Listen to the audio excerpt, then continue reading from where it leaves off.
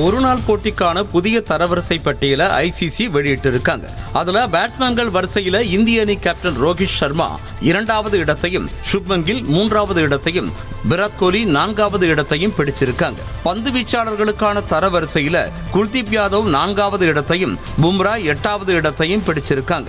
அதே போல ஆல்ரவுண்டர்களுக்கான தரவரிசையில முதல் 10 இடங்கள்ல இந்திய அணி வீரர்கள் யாருமே இடம் பெறல.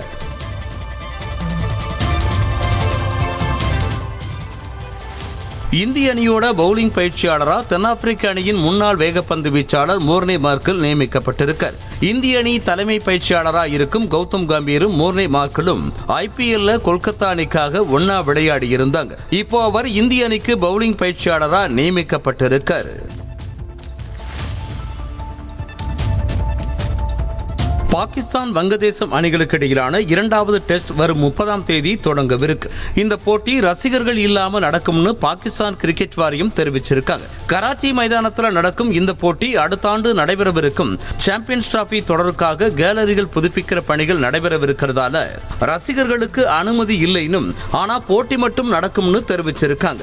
மேலும் இந்த போட்டிக்கான டிக்கெட்டை வாங்கியவர்களுக்கு பணம் திருப்பி கொடுக்கப்படும்னு பாகிஸ்தான் கிரிக்கெட் வாரியம் தெரிவிச்சிருக்காங்க.